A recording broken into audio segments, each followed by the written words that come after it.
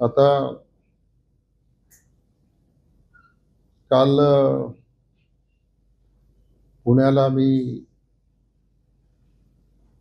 आदरणीय पवार साहेबांची भेट घेतली. रयत शिक्षण संस्थेचे काही प्रश्न होते. त्या प्रश्नाच्या संदर्भामध्ये सविस्तर चर्चा झाली.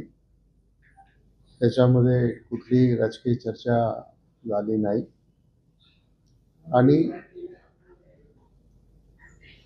साहेबांना शुभेच्छा दिल्या आणि शुभेच्छा देऊन रयत शिक्षण संस्थेचे प्रश्न हे आपण त्या ठिकाणी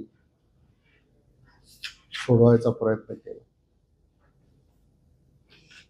आता काही लोकांच्या मनात शंका कुशंका आहेत, परंतु शंका कुशंका घ्यायचं काही कारण नाही.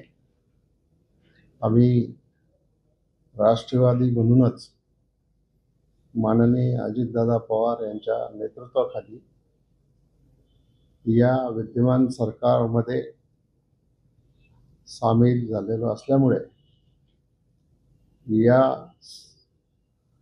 सरकारच्या माध्यमातून राज्यातले जनतेचे प्रश्न सोडवण्याच्या संदर्भामध्ये आपण प्रयत्न. अजितदादा काल दिल्लीत गेले आणि शहांची आणि दादांची भेट झाली.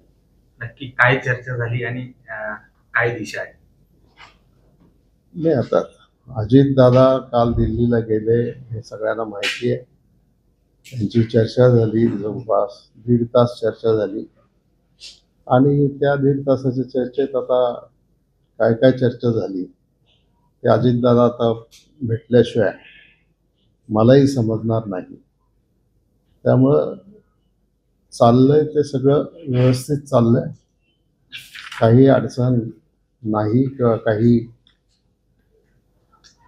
काळजी करायचं कारण नाही. तिन्ही पक्ष आघाडी युतीमध्ये हे एकमेकाशी बरोबर सामंजस्य राखून आम्ही सगळेजण काम करतो आहोत अजितदादांच्या नेतृत्वाखाली. खरं तर दादा पवार साहेबांना भेटून मग दिल्लीला गेले, कारण हा अचानक दौरा ठरला. तर पवार साहेबांनी काही सल्ला दिला का काय, अशा चर्चा थोड्या? असं आहे, त्यांचं ते कौटुंबिक घरगुती जेवणाचा कार्यक्रम होता. त्यामुळे आता तिथं काही राजकीय चर्चा झाली नाही झाली आणि नॉर्मली अशी राजकीय चर्चा कौटुंबिक कार्यक्रमात काही होत नसते. सुप्रियाताई आज म्हटल्या की दादांना डेंग्यू झालाय, दिल्लीतलं वातावरण खराब आहे, दादांनी दिल्लीला जायला नको, प्रदूषण आहे. बरोबर आहे त्यांचं मत, काळजीपोटी त्या तसं बोलले असते. त्याचा राजकीय काही अर्थ? त्याला प्रत्येक गोष्टीला राजकारण कुठं जोडतं? शेवटी व्यक्तिगत लाईफ सगळ्यांचंच आहे ना.